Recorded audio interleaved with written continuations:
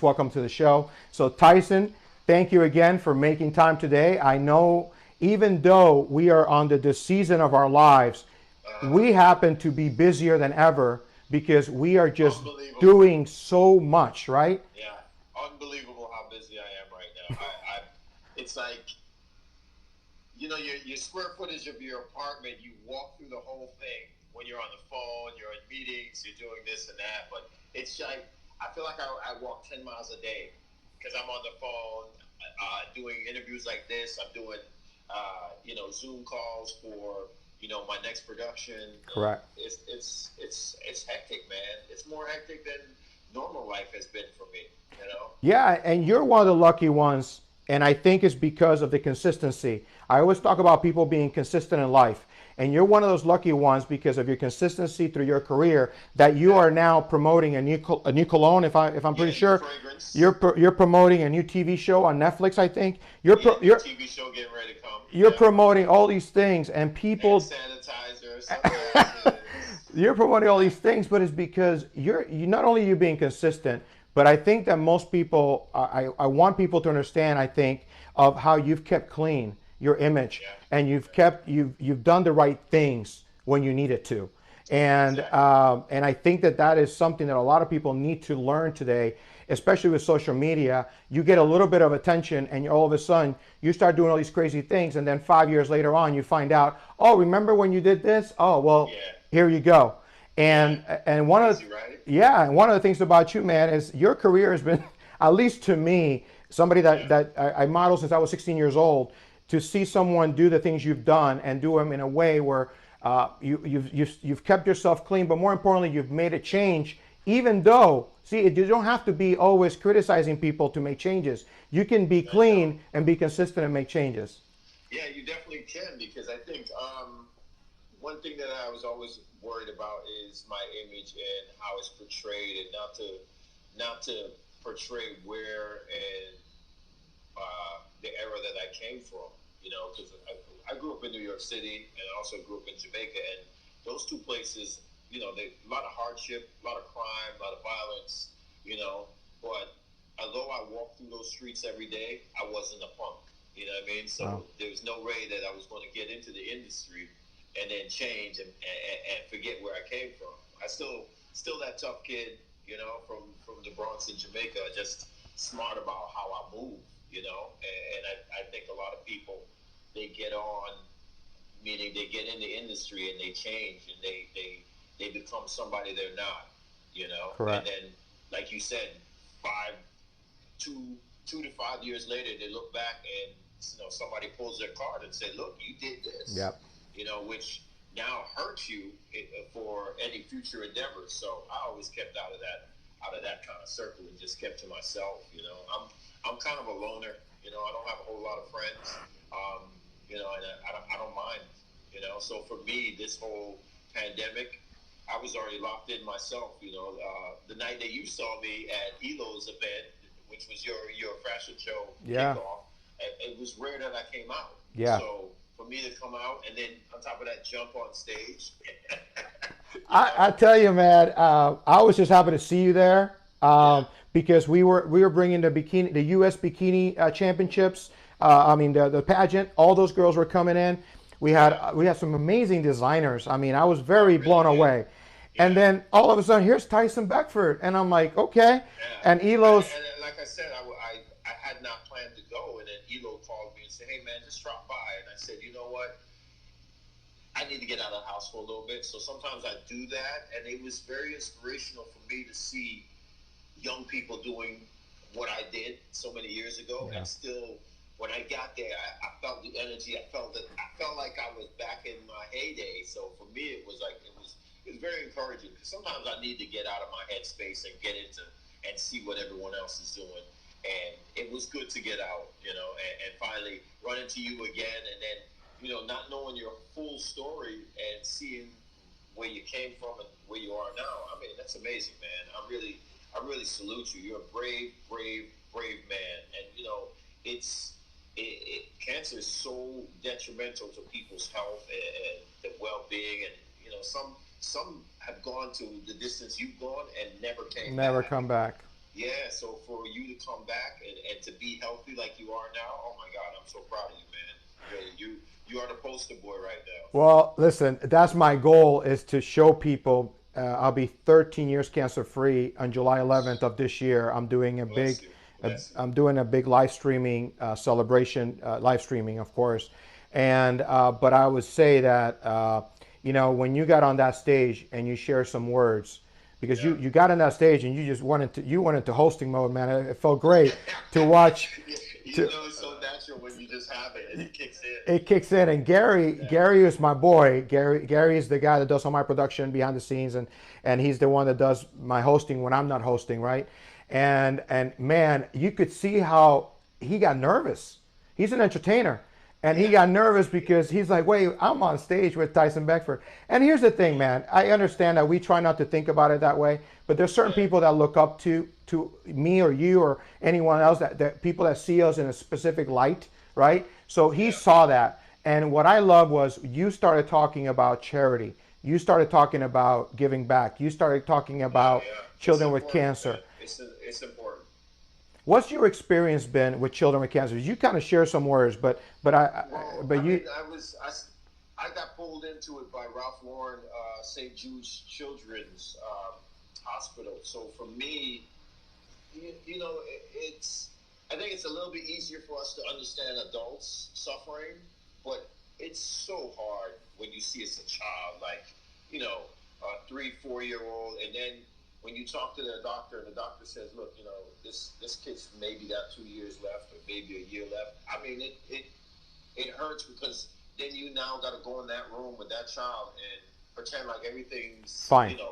fine, and you don't want to talk about what they're going through, but you kind of want to know what they're going through, but yet still you want to bring them the best little joy or cheer that you can for the little bit of time that you get with them. And it was heartbreaking for me, man, and it's just like, they don't get a chance to be regular kids. They don't get to play in the schoolyard. They don't get to go to school with other kids their age. And it just was heartbreaking, man. And then I just said, you know what? Whatever little bit of time and a little bit of things that I could do was great. And the one thing that the kids loved is when I used to read to them. Oh wow! I would get into the book and get real animated and make noise and change my voice and say if we're reading Clifford the dog, I would become Clifford the dog, yeah, whatever. And I think being an actor, that helped because it kind of visualized and brought the kids to the story. And then I remember being read to as a kid, and it was the most amazing thing. It made me love books. It made me want to read. So if I can do that for kids in hospitals who don't have the strength to turn a page, by all means. I mean, it just takes a day out of my life, why not? I mean, these kids are not here for long, so the best that I can do. And it's amazing when you see someone go through all of that and pull through. That's to me, that's God. Well, people ask me, no, amen. Every day my scriptures, Philippians 4:13. I can do all things through Christ who gives me strength.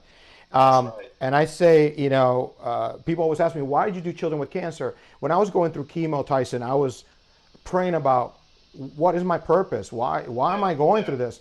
And little by little, all these things that I've accomplished, from going back into theater and going back into modeling and hosting shows and going, long story short, everything that I've done for 13 years, my bonus life. You need that good energy. I look back at it and I'm like, one thing I wanted to do was do the foundation, but I wanted to do it for children with cancer because exactly what you said this on stage, and this is where, I think it was after my speech, or I forgot, but it was weird how you literally took the words out of my mouth. Kids don't know what it is to be sick or to feel good. They just know what they're feeling at that moment. At that moment. And then when I used to go to the hospitals and I used to try to make them laugh and make goofy, like you're saying, make characters and my face, and you're like a superhero. So when you walk in, you can pretty much play anybody. And all of a sudden it's like they forget any pain for that amount of time. How they just, as long as you're there, they're not in pain. They don't want to show you that they're hurting or anything because they want to be brave for you. So You know, and then the funniest thing about it, the doctor will say, look, man, you might have extended this kid's life maybe 30 days or 60 days or whatever, but he's got this new energy now, you know, and it's amazing. And some of the kids that I read to, you know, I lost some of them, and then some of them were able to beat it, and then I would see them years later, and I'd be like, oh my God. That's And crazy. they'd be like, oh, Mr. Tyson, look, I'm better. Look, I have Oh my muscles like God. you. And it just, I mean, it brought tears to my eyes, you know?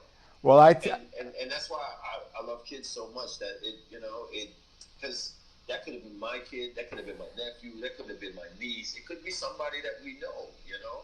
Regardless if I know these kids or not, why not? Why can't I help? You know? Well, and the other thing you said, no, absolutely. And the other thing you said was, you know, some of them don't get to live. The ones that get to live, they look back and they become an amazing human being because of their experience.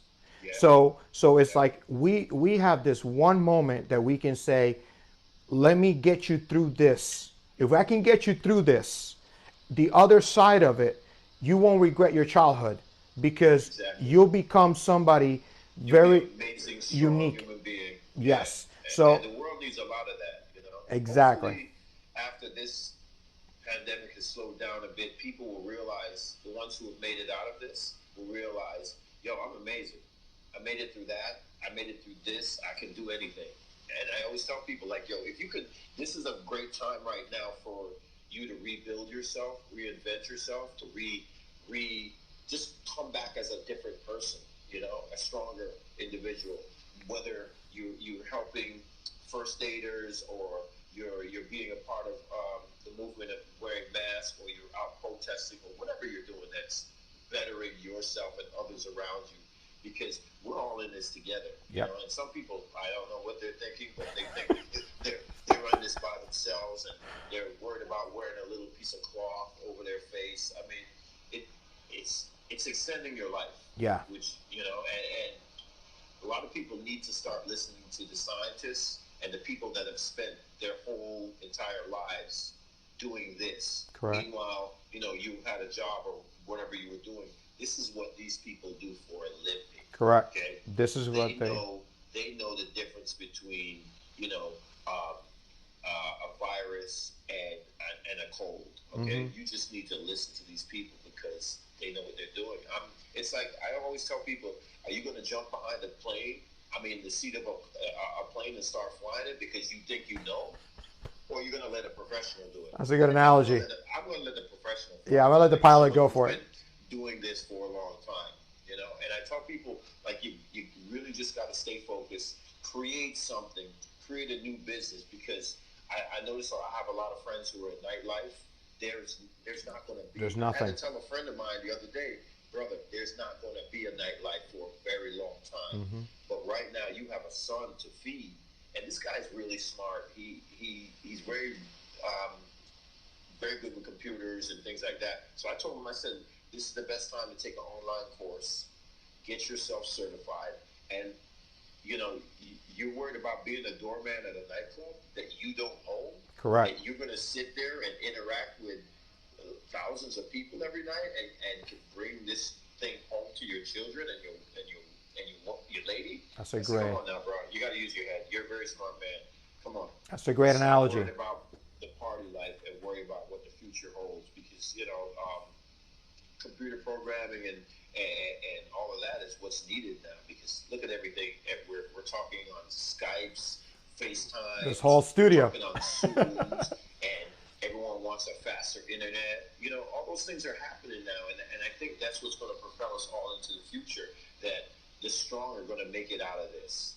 You know, the weak are going to fall to the side. You know, there's people losing their jobs right now, their apartments, and you know, I was just talking to a girl I used to date, and she told me she lost her job, she lost her apartment, and I was like, oh my God, like, that's why I haven't heard from you. Correct. And she's like, I moved in with my parents, and I'm like, wow, I did not realize it. So for me to sit here blessed, have money in the bank, have money coming in, getting ready to create a new TV show, have you know, so many products out, it's because I've been to the bottom. I know what it's like, and I didn't like it. I was homeless. I was on welfare. I didn't have money to eat. And I'm 17, 18 years old, you know? And I was thrown out into the world and said, this is what, you know, ever since then, my life has changed. I never look back, and I understand to be at the bottom how people feel. And if I could give you spirit and give you the energy to get up off your ass and do something with your life, I'm going to try. And, you know, hopefully when we get this production started, that I can give Florida residents some work, because I'm trying to do 8 seasons. Come on. You know, of shooting here in Miami, which we haven't had a show shoot here in Miami a long time of cost reasons. Yep. You know, and it's not really Hollywood's fault. It's, you know, the city of Miami, the state of Florida is not really, you know, they see money first. They don't see the longevity of creating and you know, building opportunities for other productions that want to come back here and film. Because you and I grew up in the 90s, which was like, it was such an amazing era, because we were creating, there was so much going on in South Beach. Miami was the mecca of shooting catalog, shooting advertisement. Yes, you know, sir. We shot a lot of my polo ads here when I worked for Ralph Lauren, and then all of a sudden, it's like, boom, correct. It's on, you know, back then I was a New York resident. Now I'm a Florida resident. Come on. And yeah, right. I want all those things. I want all those things to come back to South Florida again. Well, what's funny was I lived in Tampa, and I had a beeper, and it was a 305 beeper. So I signed with Martin Donalds, Christine Donalds, who is now with Universal Castings. I signed with her, and she never knew that I lived in Tampa. She thought I lived in Miami. Yeah, so she kept hitting you up. She kept hitting me up, and I said, no, I'm busy. I'm busy this weekend. I booked something. I'm sorry, but maybe next time. And I used to come here for Fast Furious 2. Four auditions here in Miami. So I used to get on a plane. I used to get on a car. I used to just come down here to do auditions and come back to Tampa and go back to college. And, you know, so yeah, those times were different. And yeah, Miami did change. Florida changed the rules, the laws. It's crazy because I just went in an audition at Universal Castings with her. Oh, okay. And they got the posters there. Yeah. Fast and Furious, everything's still there. And it's like, you know, I was talking to them about it, and they said, yeah, things did dry up. And I said, well, I'm trying to make things, you know, happen here again. Amen. And, you know, I have to tell you, the officials here have not been the best to work with, but, you know, the only thing they want to see is money. So what I'm trying to do is raise as much money as I can for our production. Amen. And get started. So we wanted to start this year, but it looks like it's going to be best to push to 2021 just to be safe. Yeah. You know, because it's so many people that we're going to be, you know, giving jobs to and things like that. And, you know, once in a while, once we get some days off, I'll take the cast and the crew to, you know, maybe the local St. Jude's Hospital or the Cancer Center here, and, you know, we go cheer the kids up. Amen. You know, let them see some superheroes and some villains, you know. Well, listen, I hope you always collaborate with my nonprofit, Lifechangers for Life. It's going to be to help a lot of children here in Miami. Anytime you need me, I'll let you know. You got my number. I promise. I promise you. But you know, tell me what got you. What do you think? How did you get into modeling? I mean, I know we're going a little farther in time, but I wanted to. How did you get from Jamaica to New York and all this stuff? Where did you? In other words, because there were really no Tysons. There was really nobody for you to look up to. I mean, even when I modeled, it was like we knew every girl, every Cindy Crawford, every Tyra Banks, every single, every woman. There was no real guys that were like, if this guy can do it, I can do it. Yeah. In other words, what did God showed you, Tyson, that you said, I can do this and only this. I am going to be, because I'm serious. I've asked all my friends, do you know who Tyson Beckford is? They have no idea about the fashion industry. They know who you are. Yeah. And do you understand that to be a household name, to be a household, and they know you from like the motorcycle ad, they know you from the jackets, crazy, right? the leather jackets, they know you from Ralph Lauren, they know you from all that. And I'm saying, how do you know? Oh, give me another male model. They're like, they have. I can't think of one. I can't because I worked with them. You work with them. That's different. Don't So cheat. friends, That's you you cheating. know. Yeah, that's me cheating. But you know what it was? My mom was, was going for Miss Jamaica. So she Oh, was one of the, the runner-ups in that. And, they take all the girls from all over the island of Jamaica so they can go after who can be Miss Universe. So they try to find who's Miss Jamaica. So she always had that fashion side and would always, like, when I was little, like, she even sent me a picture the other day when I was like 5, posing with the phone in my hand in an outfit. And she said I used to do that so naturally that she hired a photographer friend to come over and shoot me, oh, which wow. I never even thought about it. Then when I look back at these pictures, I said, wow, maybe I've been doing this my whole life and didn't know. But Yeah. for me, at 6 years old, I saw Gary Coleman on TV on a TV show called Different Yeah, yeah. Strokes. What you talking about, Willis? Yeah, what you talking about, Willis? So I saw that. I said, I want to be like him. So I would see all these other child actors, and then I would be like, wow, I want to do that. So then I would rehearse and do the scene with my brother or my sister or whoever would want to pay attention to me. Wow. And my parents always used to wake me up to perform for our friends when they came over and stuff like that, because I could dance and do all the things and act out and stuff. So, I said, all right, when I grow up, I want to be an actor. So I started acting before, and then a friend of mine said, hey, come with me to this model audition. So I decided to go, and then I got the job. So that just kept happening. People somehow got my number and said, hey, man, I know this guy who's really good looking. He's really fun to be around, and he's really smart. You want to hire him? So here's his number. And then I would show up for the job, boom, get the job. I had no agency, no prior training, Wow, that's nothing. crazy. Just go there, put these clothes on, and take a picture. And I'm like, all right. And I would bring so much animation to it that one day a friend of mine said, look, I know about this agency. Let's go see them. And we made an appointment. We went. And the owner of the agency, she didn't really like me at first. She was like, I don't see it. I don't see what everyone sees. And then, she just met me in person. So she didn't see my photographs. So once we came back later that day with some photographs for a test shoot that I did, she was like, oh my God, you almost transformed into someone else. Correct. So elegant, so revered.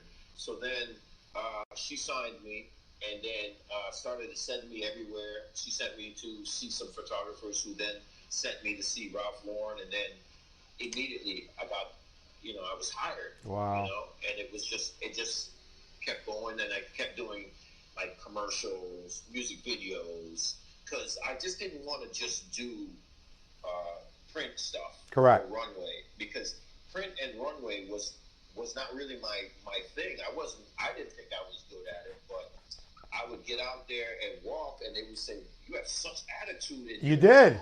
No, when you walk, you were the only one with attitude. Yeah, some designers would beg me to pull back a little bit. Yeah. So then I learned to, to moderate, Maneuver. what to give them, So it was different. Then I got sent to Europe, and then I just basically swept Europe like that.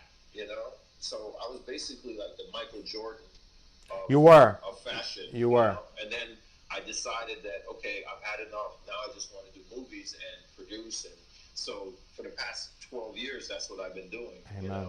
So some people are like, oh my God, you fell off. You're not around anymore. No, I'm just doing different things. Correct. That you don't know about it. Yet. I'm not in front of the camera. Yes. I'm behind. I'm making deals. I'm doing other things. So it was always my goal to get back from fashion back to film and television. Amen. And then, that's what I've been doing for the past 12 years, So sometimes I'm home writing stuff. Like, I've written 5 different scripts. Right now, one of them is really trending with Hollywood. So Good for you. we're just going to run off with it, And then I always wanted to make Miami my home because I shot here so many years for Ralph Lauren. I just decided, okay, this is what I'm going to do. I was in a long-term relationship. We broke up, and I moved to. I said I moved to Miami.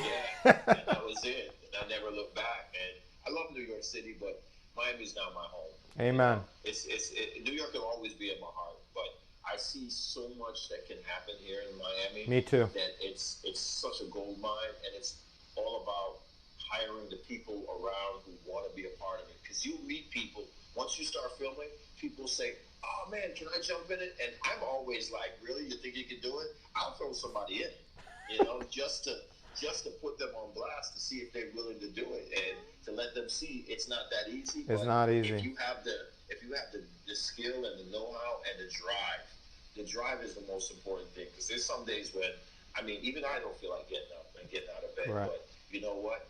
I know what the end result is. Amen. And as they say, God gives me strength, gives me energy. I get up and I go.